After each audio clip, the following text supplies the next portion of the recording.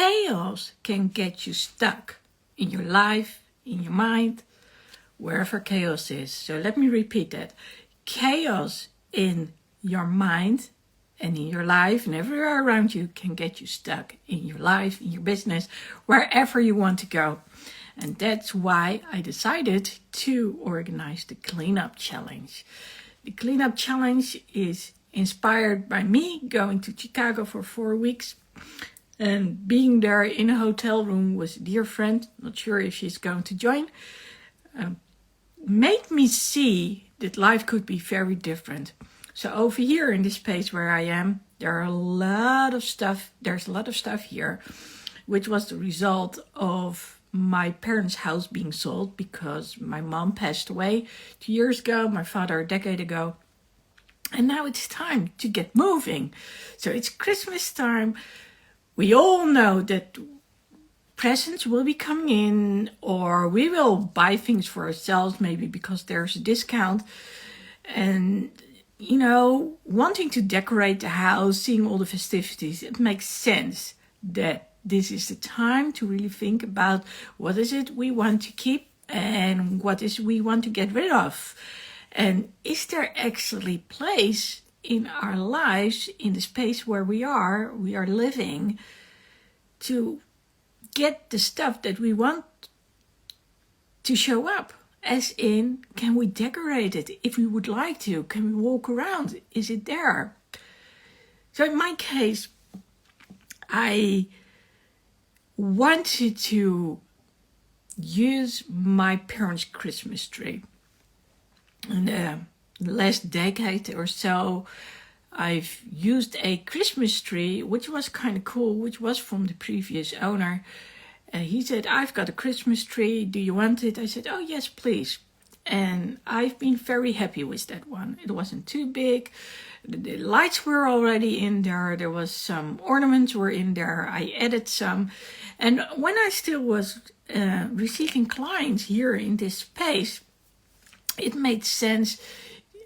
You know, every year around Christmas time, I would organize a little something. I would send cards and I would have like little presents in the Christmas tree.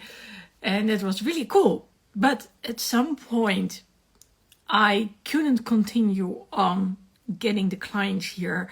So a lot had to do with health insurance companies saying, yeah, we're not going to pay for your treatments anymore.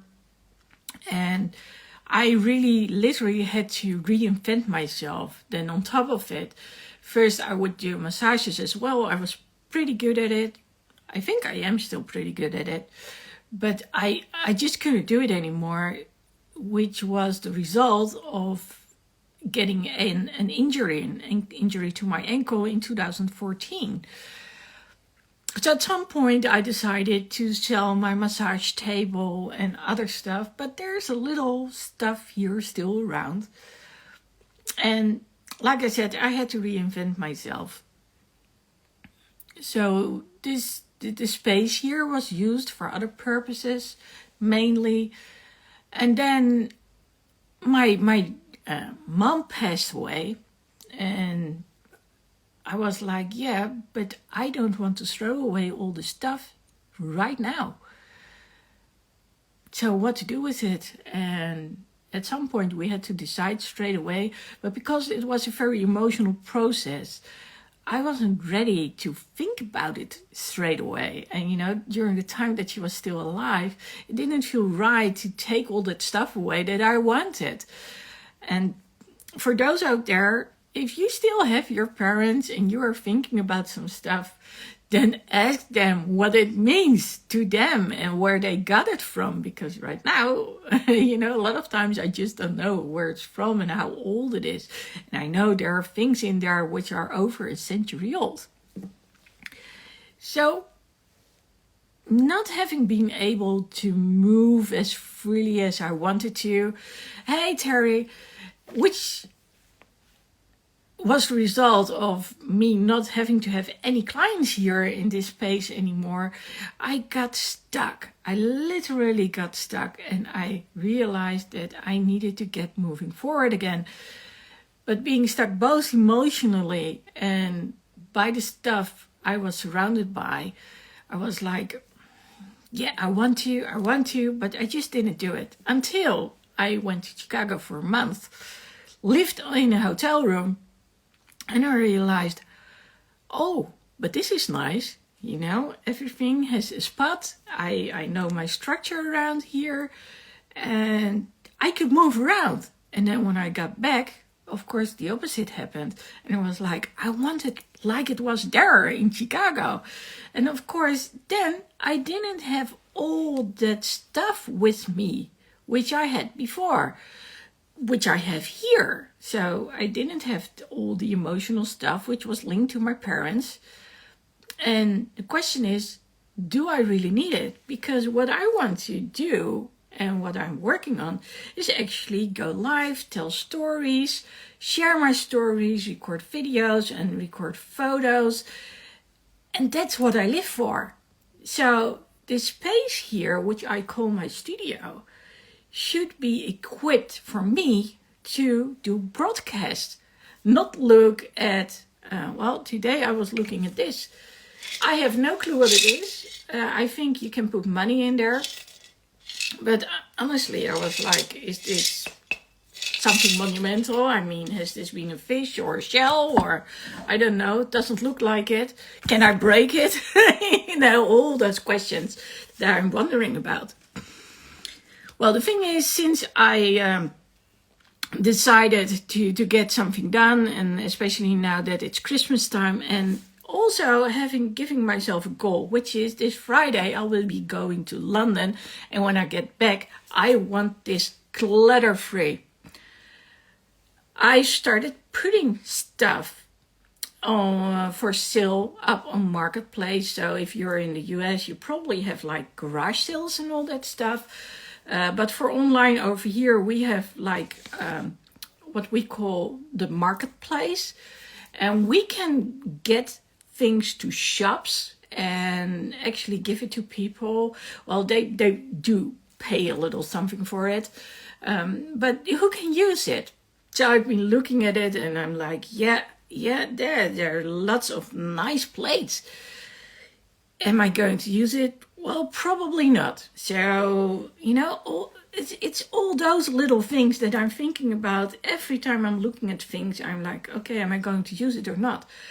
So the difference between prior going to Chicago and especially me going to London next Friday was emotionally, I was not equipped to be looking at it. It caused an instant error in my mind. And it was like, I don't want this. I know I need to look at it, but it was like, But now that I've actually set myself a deadline, now that I actually know why I want to do it, it makes all the difference. So this is the first day of the cleanup challenge, and today is all about reducing the chaos. And I want to give you a few pointers of what you can do. And by the way, I'm doing it myself too. So it's nice if people actually say, okay, yeah, let's do that too. Tomorrow we'll be talking about focusing on the goals. And on the third day, we will be talking about memories related to all that stuff. Because when we have experienced trauma, so let that sink in again. When we have experienced trauma, which can be linked to memories to someone or whatever we've done ourselves, then it's so important to make peace with what has happened.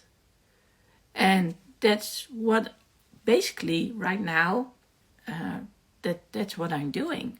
I'm thinking about, hey, what is it? But today is all about reducing chaos.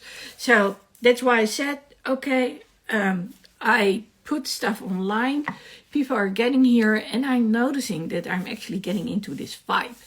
And that's really cool. Also, because I wanted to do a challenge for a while now. Actually, I think I wanted to do it before I went to Chicago. But there were things keeping me stuck. because this wasn't just about chaos around me. This was also about going to the next level.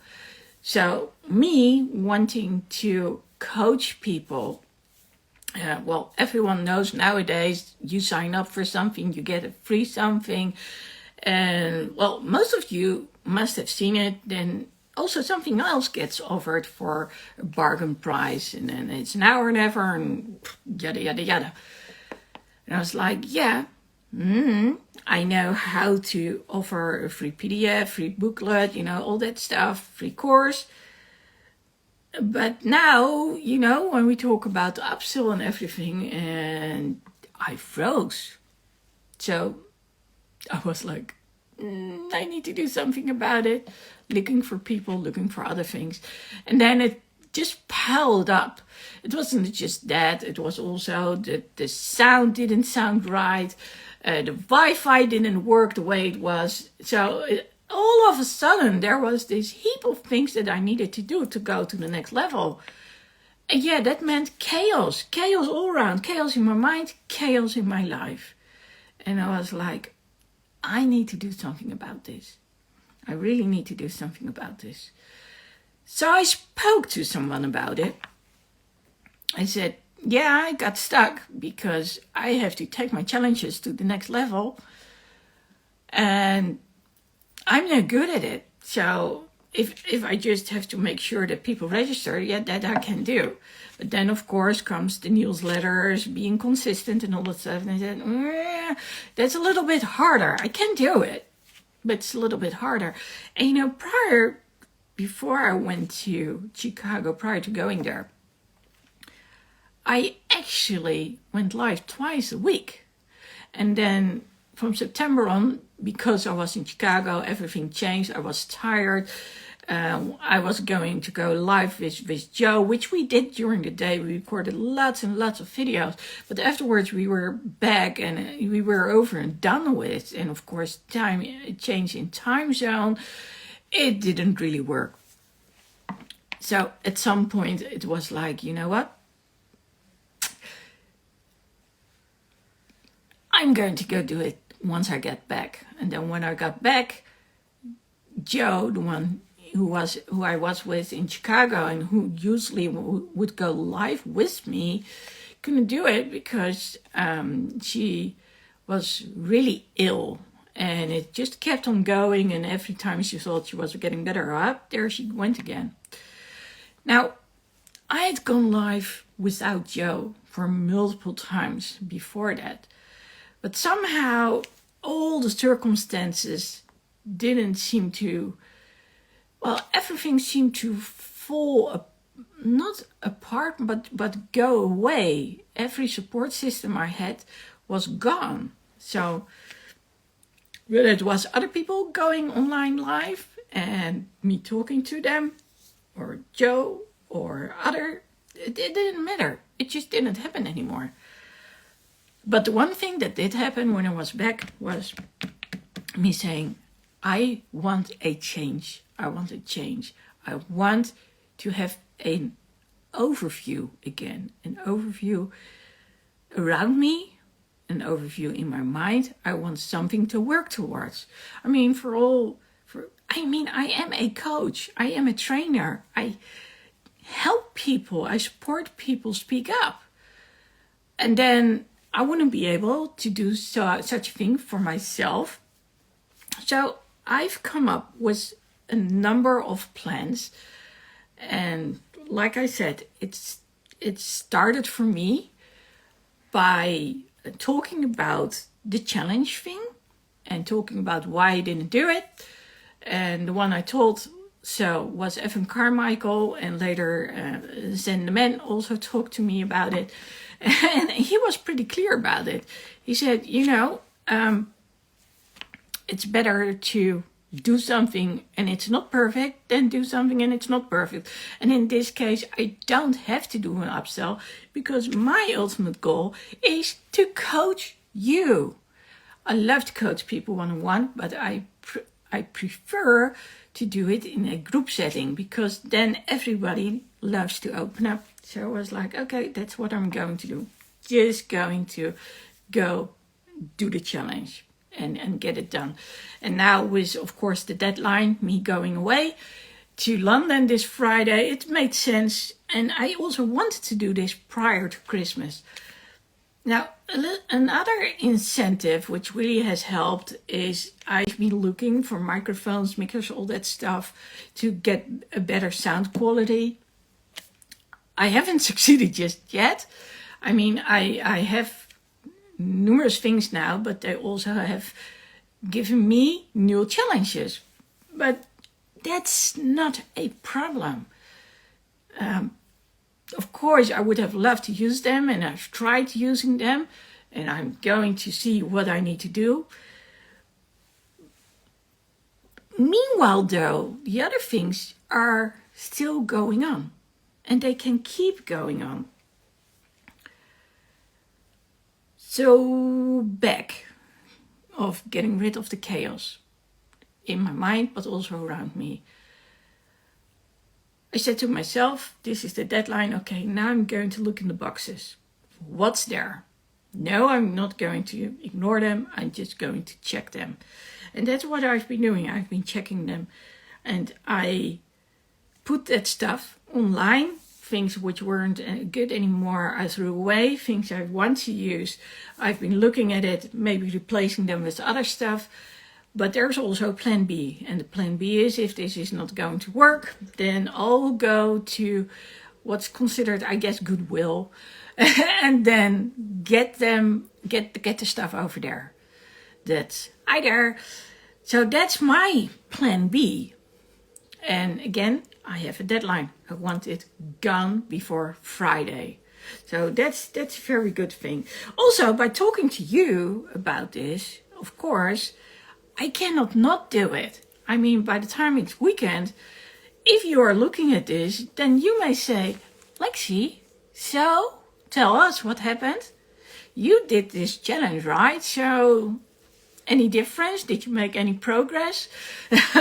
You can hold me accountable.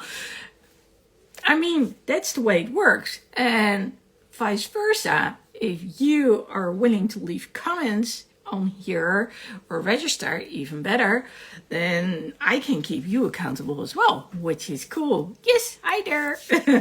I told you, day one today, so today is day one. Then there's, actually for me, it's like sort of like a relief, but also a boost. Seeing that people actually want the stuff, so timing is a little bit of the essence. It's not like I didn't offer those things online before. I did, but apparently it was too expensive, or people want it now. I don't know, but I've told myself, if I don't need it, if I haven't used it, then I mean, I can either throw it away or get a little something for it. That's basically, I don't need top price. It's about me wanting to see space around me, to get rid of the chaos, to get an overview. And yeah, it's one way or the other, but if I don't have to throw it away because it can help other people, well, let's do it. But if that's a slow process, then at some point it's good to say, okay, this is plan B, this is what I'm going to do, and then I'm done with it. Now, here's the thing. With everything I'm looking at, of course, part of it is related to my parents, but as for the other stuff, the question is, how did it get there? And for those who are joining right now, I also told you about how I still have stuff from my previous careers. So being a therapist, coach, trainer, all that stuff. And not having been able to do anything with it anymore. I don't massage people hands-on anymore. I don't do it anymore. But I do still have some massage also. Most of the stuff is gone. But a little stuff I still kept. And those things are like, hey, why do you still have it? What was What was my thinking? What were my thoughts when I decided I couldn't get rid of it? Was it emotional? Was I still attached to it? Well, I can tell you, yeah, I was. And of course, I wanted to get those things to good place, to people who could actually use it. And then here's the thing, when my parents' house got sold, then so much stuff got put in here, basically all over the stairs and other places, that I couldn't access it anymore. Hi, Peter. And that was sort of like a new barrier. So I had an emotional barrier that I didn't want to look at it. I didn't want to be confronted with it. I didn't want to say goodbye to my parents. I felt tired the moment I was thinking about cleaning up, and now I couldn't go there anymore. So, all nice excuses. But like I said, now I don't have that excuse anymore because I set myself a date. So, if I haven't looked at it for a long time, then I think we are good to go when it comes to getting rid of things. So I just saw someone else join in. So Peter, this is about the cleanup challenge. Today is about chaos in mind, in life, around you, and how to get rid of it and why to get rid of it. And in the next few days, we'll be talking a little bit more about it. So for now, what I want to ask you is, do you experience any chaos or clutter around you? Do you hang on to stuff because it's emotionally draining to look at it, or it's emotionally so important that you don't want to get rid of it? But is it helping you actually, and do you do something with it? That's something I want you to think about. And I also want to ask you, I just told you how I got stuck, literally, that I couldn't really move left or right anymore. I certainly couldn't get guests in here. So what would you be willing to do to say, okay, this is of no use for me anymore. Maybe I want something new instead, with Christmas and everything. But also maybe because, well, you change and what you want to do changes. So what would you be thinking about?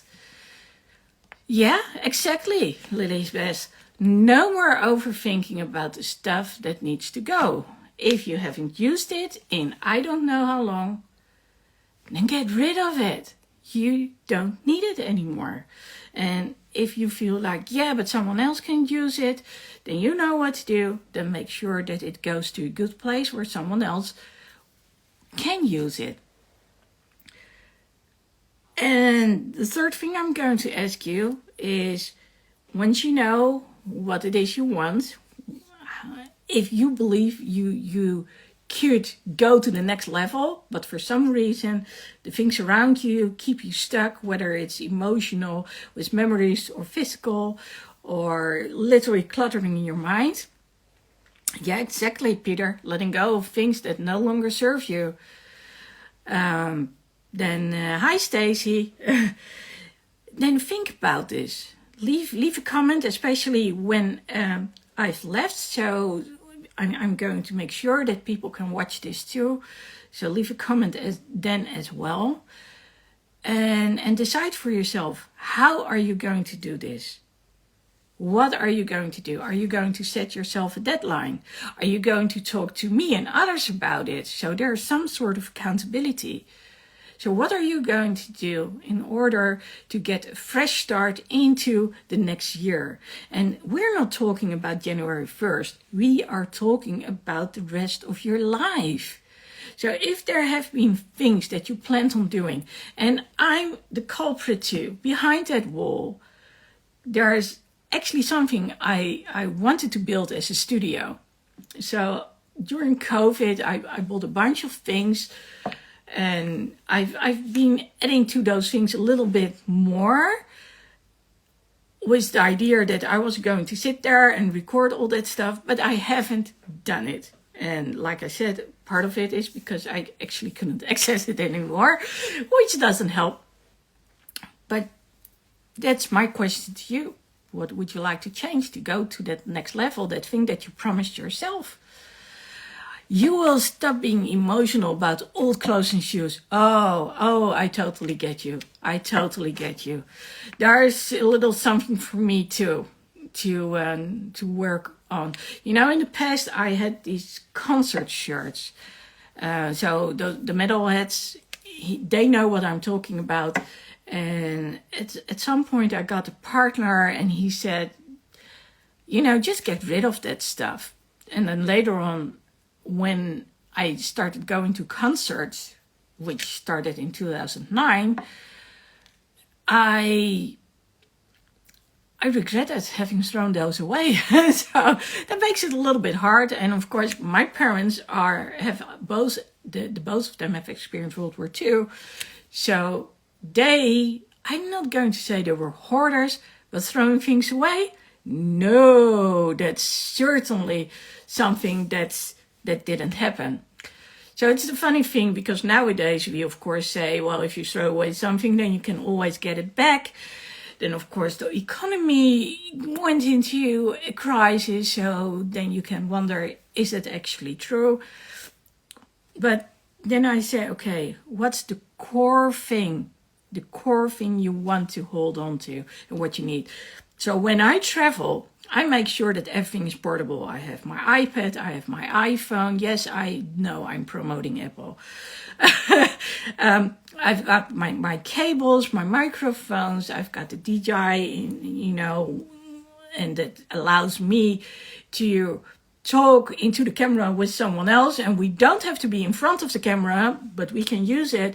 I've got the lights that I want to use. I've got my charging devices. So I've got all the equipment I need. And when I go to London, I'll also be bringing my new camera, because I'm very excited about that. Taking all these nice new pictures, and of course my notebook too. So what is it that you promised yourself that you would do some time ago, maybe a long time ago, and which is keeping you stuck? Yes, it makes sense that people used to save everything, especially when they didn't have a lot of money. I know. Yeah, I've got a lot of stuff. And I haven't used it all. Some things I've used, some things I haven't used. But when I travel, people always say, wow, what do you have with you? Well, one is basically my medication. But the second thing is my notebook, my pencils, all that stuff. You know, all that stuff that can make me go live whenever I want to, that can make me capture whatever I see. Because I love to share my story, but I also love to share what I'm seeing and what I'm experiencing. And I do it by telling you, and I do it by writing, and I also do it by capturing it on camera and on video. Well, exactly. You always have your notebook, and that's what I meant. So maybe you used to do things back in the days. Oh, that's cool. Well, I'll also give you a link later on. It's actually in my bio, and then I'll make sure that later on I'll have this written down. Usually, I've noticed that I've got some pointers before I go live.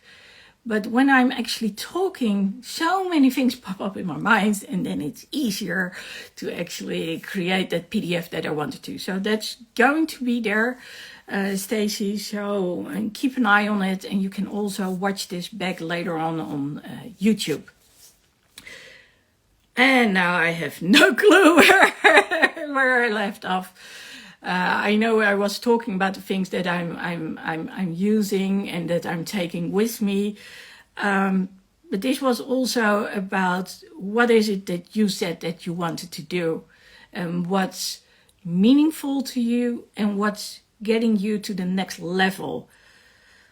Yeah, it's good to start doing lives as well. And I don't know if you know, but I always tell other people, if you want to do a live with me, say here on Instagram or using StreamYard, I have a StreamYard account, which goes live to YouTube, just let me know, because I love going live with people and I love to know what people are about.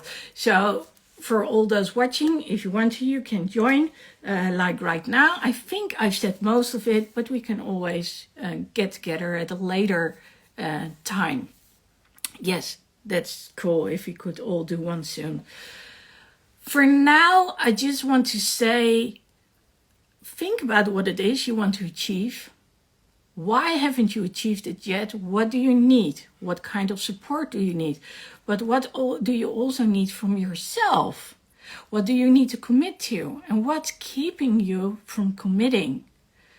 And yes, I know I've had a journey where I had a lot of setbacks, but that's no excuse for not doing it. And having expressed this to Evan Carmichael, trainer, YouTube expert, it has really helped me to, well, I expressed it and I'm doing it now. So it's about being vulnerable, but it's also about being accountable. And I do believe it makes me a better person, not just on a personal level, but also on a professional level, by saying, okay, let's go do it. And you know, I don't believe my parents wanted me to hang on to all of this stuff, but I don't want to let go of my youth. That's basically what's it. And that's why I held on to this. But does it help me further in my career? I don't think so. And of course, I'm in a relative comfortable position because I still coach people. But if I want to take it to the next level, I need to change something. Okay, so what's keeping you is your comfort zone. And yes, we all need to be authentic and use our voice. And that's the whole thing when it comes to authenticity.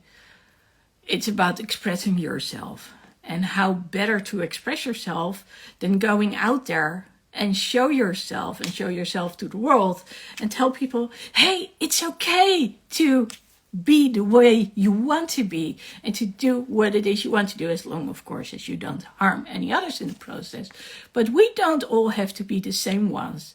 And if we want to be different and want to go beyond what someone else does, why not? It's okay to do so. It's okay to do so and want something, because when you do so, you get to inspire other people too. And I guess that's one of the most important things, when you get to inspire people, just, you know, the way that it feels, that's so amazing. And when you can change someone else's life in the process, that's so amazing. But it starts with you setting an example. Well, here, you love being you and helping women. So how can you help women? And what has been holding you back? So is there anything in your mind that's holding you back, that's making you doubt? And that's what you want to think about. And like I said, there were a lot of things for me which got me stuck. And literally wanting to hang on to certain things which belong to my dad and my mom, of course, got me stuck from moving forward. And I'll get into that a little bit more in 2 days, so on day 3, because on day 3 I want to get into all those memories which to a degree more or less can be trauma related. Because when things, well, here, Stacy, your mom passed away 3 years ago. So for me, the way my mom passed away was yeah, it was traumatizing because she wasn't the mom I used to know. At some moments she would be, at some moments she wouldn't be. And I've had a lot of abuse coming at me because I wanted to help her, I wanted to support her, and she was livid because I did so. And that had major consequences for how my brother and my sister were looking at me, because everyone heard a different story. And in her mind, it was true. I knew it wasn't true, but she made assumptions which didn't work. And now I'm capable of thinking about my mom the way I was brought up. And my mom taught me to be creative, to draw a lot. So in the past, I didn't just have notebooks with me. I also had the blank notebooks, and I would make all these drawings since I went to the Academy of Arts. And I think she would love knowing what I'm doing now, but not keeping myself stuck. There's a difference between doing what you want to do because you love it, keeping the memory alive, but also not being held back because she didn't get to do anymore what she wanted to. So I'm happy that you understand so much about this. And yeah, well, my heart breaks because of this, that your siblings don't talk to you anymore. And that's the reason why I go to London, actually, because otherwise I would be on my own. Yeah, I know I shared this also yesterday. And, you know, I guess it's, it's a healing process to talk about it. And, I actually talked about the whole thing with my mom prior to that. It's not something I want to shout off the rooftops, because I dearly loved my mom. It sounds a little bit weird. I dearly love my mom. But yeah, that doesn't mean that it didn't hurt. Yeah, let's do that, Stacey. That's a good thing to do. We'll find one another later on. And that's why it's so important to think about, hey, what has happened over the last couple of years? What is it you are attached to? And sometimes we have to say goodbye also to things that we are dearly attached to, especially when relationships get broken up. And then that question comes again. What is it you want to achieve? And can you do it? Or are you being held back? And are you being held back by yourself? Or is it your environment? And could you do something about it? Yeah, that's true. So yeah, the one thing, and I think Lilibet knows this, but I'm not sure. I've said it sometime. I said it yesterday, actually, when I did preparation for these 3 days. And I said, when my dad had passed away, I was in his toy store 1 day a week, sometimes more often. And of course, Corona came up and everything just had to shut down. And then when my mom passed away, the first thing my sister said, it's done. Dad didn't want this shop to be here, and you opened it up again. And I was like, oh. And there was a lot of resentment behind this, because he had told her. And in the end, I was the one who actually was in that store. So I guess we didn't know. And then, of course, you get differences of opinion, what's good, what's not good. And because the process of getting rid of all the stuff went way too quick for me. Well, actually, when my mom was still alive, we would do it together. And that was fun. That was a lot of fun. We would look at things like, okay, can we put things on sale? And we would actually, because it was Toy Story, and a lot of grandmas would come by, and also moms, but also a lot of people who didn't have much money. And because my dad held on to this stuff, the good stuff, you know, back in the days when something was still solid, they loved that stuff. They loved that stuff because he didn't have to put it on sale. And now what we did together was saying, okay, who can use it? And then, you know, if people would say, oh, how much is this? Then I would add up, and then I would distract a little more, because I didn't have to earn a living from it. I mean, of course, it's nice, a little extra for something, but I didn't have to earn a living from it. So here's the thing. What memories do you have? Because I see you miss your beautiful mom so much. And what can you keep to have her in your heart without going into overdrive? And one of the things I did when my mom passed away was I got this picture from when she was really happy. And I used that, and then later on, I'm really going off topic. Well, not entirely. There was this pancake house I got her to once. And at some point I was there again. It was relocated, by the way. And it was so nice to be there, but I hadn't been there since my mom had passed away. And then I said, okay, she's not there anymore. But having the picture of having her, sitting her near the beach with my sunglasses on, it's still fun. It's still fun. And yes, I know what you say, Stacey, when you say I look exactly like her. My looks are from my mom. My mom came from Indonesia. Then, of course, on her side were my great-grandparents, one from Portugal and one from France. But when it comes to what my spirit, that's way more my dad. My dad, that's who I resemble when it comes to doing certain things. But it's my mom who actually taught me how to be creative.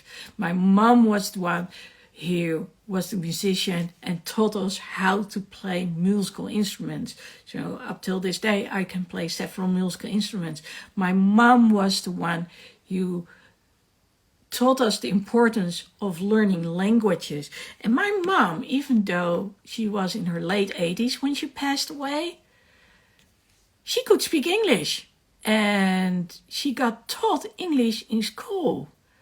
And a lot of generations after her, so above me and after her, they couldn't. So that's something to consider, to think about. So she has been an inspiration for us to get us doing stuff and to get us going. Oh my, your mom was young, was 68. I mean, my mom was 88, almost 89. So that's a whole different ball game. And she was just literally, her body was done with it, you know, especially because she had taken care of my dad for so long. And because of it, she didn't go out as much, and then fear got the better of her, which of course had been instilled when she was growing up. You know, growing up in Indonesia, that wasn't fun. I mean, especially where they were, there were only few girls, and then the Marines would set foot, and then her mom would be like, oh my God, I need to take care of you. Okay, your mom passed away from an SGS, a medication reaction. Oh, that's... Well, what I want to say to that, I was fortunate enough, both with my mom and my dad, even though my dad passed away in the weekend, to tell them every day I love them and to say goodbye. So my father passed away from bladder cancer in the end. So I know, and because of his age, he was almost 88, they said, we're not going to do any surgery. So basically, he got killed because a doctor said, I'm not going to do anything anymore. And the young ones still wanted to do it, but the older ones didn't anymore. And my dad wanted to live. He was a passionate one. But yeah, especially when they pass on so young, that's hard. That's hard. I mean, how do you deal with that? And I guess the best way to deal with it is think about how you want to live and how you can do it to honor her. So for me, it's like with the traveling I'm doing and also going out there, I know I make both my parents proud. I think my dad foremost, but I also think about both of them. Both of them would be proud. How many years apart did they pass away? 9 years. 9 years, same month. So my dad passed away on February 12th, 2012, and my mom passed away on February 1st, 2021. True story. Yeah, and she missed him because she didn't know how to go on life without him. She just didn't. And like I said, she'd been getting older and it was harder for her to actually walk around, go in the streets. Lots of things had changed. So my mom passed away almost 2 years ago. House got sold almost a year ago. And my dad passed away, a decade ago, almost 11 years.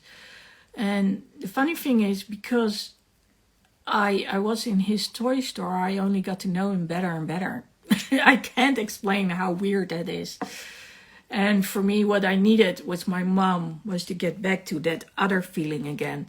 And here's the thing, I've seen kids stuff, these books which were made of fabric. Back in the days when we couldn't just print something, but they actually embroidered stuff. And I'm looking at it and I'm like, oh my God, this is so cool. But what do you do? Hugh would love to see it because I know it's precious. Not so much for me, but I know someone else out there would probably think, this is some stuff that you would want to have in a museum. Okay, this is back in the days how people did things. But then again, we've got pictures, I don't know. It's, it's all those little things that I'm like, okay. So, yeah, that's basically my story for today, which is about chaos, because I want to hang on to certain memories, especially feeling like there's nowhere to go to back home. I don't have kids. Fortunately, I do have a lot of friends who have kids, and for some reason, I'm always their auntie. So I'm very happy about it. And the ones I hang out with a lot, the youngest one just turned 5, and the older one is 8. And then there are the other ones who are now in their 20s already. Oh my God, things are going so quickly. My GG has a lot of my mom on there and carrying on her legacy. Well, that's lovely. My mom didn't want me to take a lot of pictures, and I do get why, because she didn't have the features that would photograph really well. So she was actually very pretty. And okay, this may be a little bit a macabre story, but when she passed away, the thing I wanted to do was make sure that she would look like the way that I had known her, with the dignity, with the earrings, the clip in her hair from a butterfly, all that stuff. Yeah, but when you can do it, share, whether it's verbally, whether it's by remembering her. Like I told you, it was my mom who taught me languages. Right now, almost a year, I'm learning Spanish. And that's a little bit sort of what I regret, because my mom asked me lots of time to do Spanish with her. But I'd done Spanish before, and I knew that I needed someone who would talk to me. And somehow the app Duolingo seemed to make it happen. But yeah, that's nice, because I know she would have loved it. And yeah, the trauma from her death, Stacy, especially so young, dying from cancer, I totally get it. I totally get it. And I would love to talk to you about it, do a live about it. Because I don't think we're the only ones. I don't believe we are the only ones who are traumatized by our parents passing away, especially when it's unexpected and when you may think things could have been different. So there's a major difference between how my parents passed away. So my father, at some point, because he was also of old age, got heart disease, but that was manageable. And then he got the bladder cancer, different story. In the end, was a tumor which blocked his kidneys, which had him pass away. And I was the one to sort of diagnose it, because the doctors didn't see it until I told the GP he was on call, like, okay, look at this symptoms. And they said, oh, and then when they got there, of course, yeah, I will research SJS too. And you know, there was some anger involved on my end, because if they had talked about it in a different way, and well, here's the thing. My parents wanted to be in that room together, talk to the doctors, and they didn't want their daughter who would ask all these questions and would, you know, the moment that I would come into play, people would start talking to me, also because of my background. And they wouldn't feel heard anymore, so I had to accept taking a step back. But in retrospect, I'm not very happy with everything that has happened. And, you know, those things can be really hard. But here's the thing. That weekend when my dad passed away, we were there 24/7. I got to talk to him about it. Got to talk to my mom about it. And we were there. All of us were there when he passed away. And, you know, I was the first one to call the GP on call. And I basically arranged it all also. But it did help me. And you know who in the end was consoling me? My dad. I was on the stretcher next to him. And he was the one who brushed off the tears and said, you know what? I'm not going to do any surgery now. I'm okay with it. It's too much of a hassle, and I want you to be able to travel, which is what I'm doing now. Then when my mom passed away, you know, she was just, it was done. Her body was just done. Old age, you know. She couldn't walk very well anymore. Her memory started to get the better of her. And she missed my dad. And she was just alone. And, you know, especially this being in COVID time. The last day I saw her, I made this wonderful Indonesian meal. Also thanks to my brother who did some work prior to me, because I couldn't stand for a long time on my feet. So I could only do so much. And that was a good one. And she really tried to eat because she really liked it. But that weekend when she passed away, I was supposed to be there. And it was so hectic, I couldn't make it. Again, COVID restrictions, we were not allowed to go in the street. Of course, I could have gone, but if she had wanted food, I couldn't have made it for her. I couldn't order it. So it was, and I had so many calls those days, and I called my brother, please check the cameras. He said, no, all was okay. And even though I felt it, that was it. And that day that she passed away, I brought someone to, what do you call it again? When you're homeless. Normally I know it. But that's, you know, that person was on the verge of killing himself. And he was not the only client I had. He was at that moment on the verge of committing suicide. So going there to the Salvation Army, that was one of the worst moments in my life. And when I was there, I got all these calls, unknown numbers, my brother. And then when I got out and I got to my car, there was this text. Well, you probably already know it. Mom has passed away. Okay. Sorry for sharing it. Or maybe it helps you too. I do hope it helps you too. And the thing that hurt me the most was I wasn't there.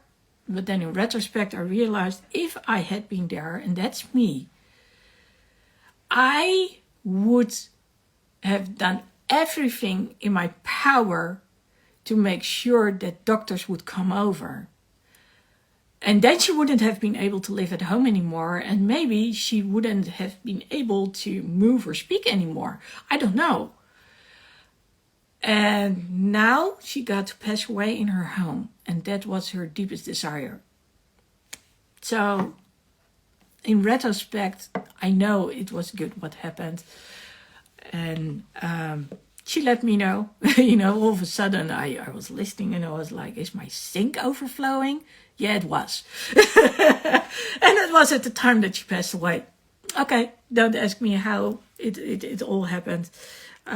So yeah, that was prior to me leaving to help the one who went to the Salvation Army. Okay, I love to hear your stories too. I guess sharing my story is a major part of understanding how certain things got stuck in my life, in my head, but also around me. Literally because of all the clutter, but also wanting to hold on to certain memories until I saw how it could be differently. And I always believe that one of the things when it comes to coaching is get someone away from their normal environment, get someone in a different environment, get to rethink them about everything, and then when they get back, make sure they have all those memories and decisions and what they said on a disc or in picture, on video. So yeah, in case you wonder, that's what I want to do with people. I want to take them out of their environment, go with them where they want to go, and then capture what they are saying and what's coming from the heart.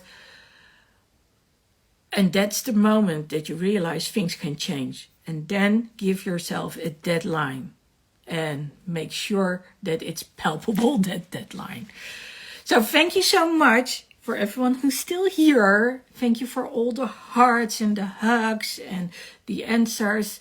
Like I said, this is going to be on Instagram later on.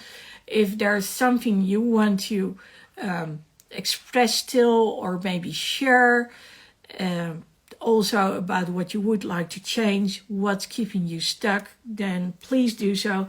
Tomorrow I'll be talking about focusing on goals, which of course is a duh when it comes to, wanting to move forward. But when it comes to clutter and chaos, it is the one thing that we need. And the third day, I will be talking about dealing with memories, like I did just now. If you want to join, just let me know, subscribe.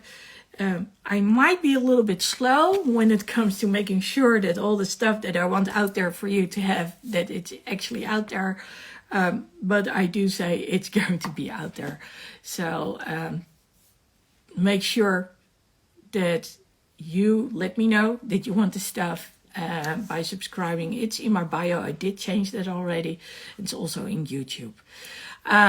Thank you so much. Thank you again. Yeah, I did this. It came from the heart, but then it's, if I can see people smile again and expressing themselves, being their true authentic selves, that is so important. And if I can help you share your story, then yes, please let me know. And I've been known to talk to people, sort of interview them, and set them at ease. So just know I'm there. I'll see you again tomorrow. Thanks a lot.